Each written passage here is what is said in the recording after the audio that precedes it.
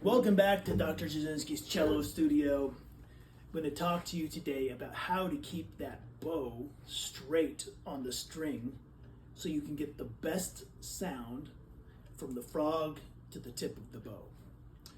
Now, this is kind of difficult for a number of reasons. One is that we are sitting at a strange angle to the string so that we can't always tell with our eyes if the bow is straight or not. Our strings are yes, they're this way, but they're also on a plane that's arching. You know, your bridge is arched. So what looks straight on the D string won't always look the same on the C string. So this looks straight to me just from this angle, but on the C string, that looks straight to me kind of. But obviously, from your point of view, that doesn't look that straight. So how can I get this really difficult concept ingrained in the way that I bow and in my arm?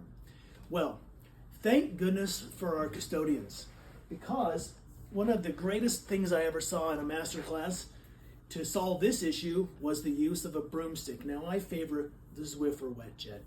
Really, really nice metal. But if you have a broomstick, this works just as well. This is aluminum, so it's lighter.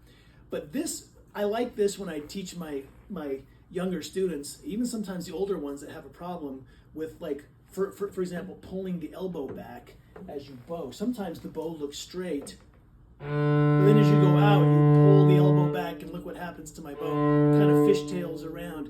It's pretty common if we can't really tell in space where the bow is and where our arm is going. So I love this because it teaches you to put a tangible line in the invisible plane of the bow and how it travels. So I put this perpendicular to the string. I'm putting this on the D string level. Now it's hard with one person. Usually I'm doing this for my student, but I'm going to try to do this by myself. So if it's a little crooked, I'm sorry, but at least you get the idea. Now you can put your hand here at the frog of the bow, right? And this is a great way to say, oh, this is how it feels at the frog. Great. But as you travel out, this will teach you the path your arm needs to go to keep the bow straight.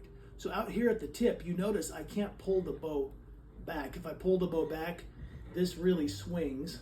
My Zwiffer end swings out. So in order to be completely perpendicular to the string at all points, I can trace this visible and highly tangible line. See how that works? It's pretty cool. And what that's doing is teaching my arm the path to trace. The nice thing about this too is I can do different string angles. I can do the C string, make sure that's straight as much as possible, and I can feel how different it feels on the C string than it would on the A string, for example. The A string is a pretty extreme angle, and I've got to kind of get up with my elbow at the tip. This teaches me that. It teaches me that I've got to follow that angle as I go.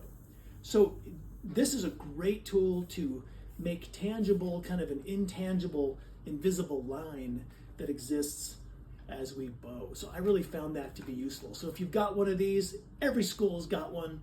So you can find it, become good friends with your custodian and say, can we borrow your broom today?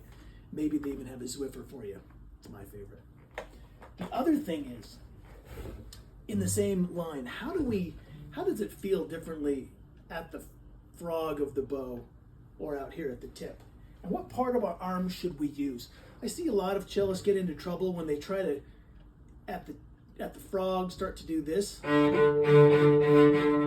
to use their wrist or some other way. And then at the tip, try to bow with their shoulder. You see that looks really awkward and my whole arm is swinging around, and then my bow, again, it doesn't say straight on the string.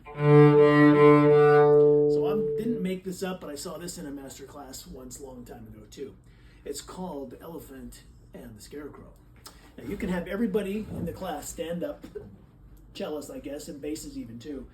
And when you're at the frog, you're going to use what we call the elephant trunk, and you can just kind of swing that naturally. And this is really easy. It feels really great. And you're swinging your arm like this. You'll notice that it takes barely any energy at all. You can try it. Everybody stand up and try this. This is the elephant trunk, and this is basically the motion you want to get the feel for to bow at the frog. My elephant trunk. Notice I'm swinging my shoulder just a little bit. It's fine very little muscle power to do that. But it puts the weight of your arm right into the bow and right into the string, and you get a really good sound without much work, which is what we're all about. Swing that elephant trunk. Now the scarecrow is for when you get to the tip of the bow in the upper half. You know, like the Wizard of Oz, if you ever watch a scarecrow, he's out here like this. He dangles his arm. That's how you want to feel at the tip. You isolate the upper arm, you hold it steady, and your forearm then can do a lot of the work. Again, we're only using a little bit of muscle there, not a lot of muscle tension. We're just holding. Yes, you have to hold your shoulder. So there's going to fatigue there a little bit maybe. But you do the scarecrow out here. Now the tough thing is you got to practice going between the two. So you can start with the elephant. And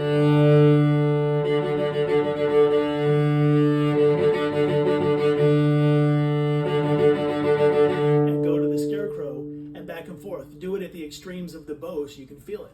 And what you get at the end when you combine it with the Zwiffer action we got there is this beautiful bow arm that stays straight in the plane but feels equally comfortable playing here or in the middle. And that's something I really advocate, to develop a really good use and control of both extremes of the bow. I hope that was useful. Give it a try and become possessor of a beautiful bow arm. Thanks for watching.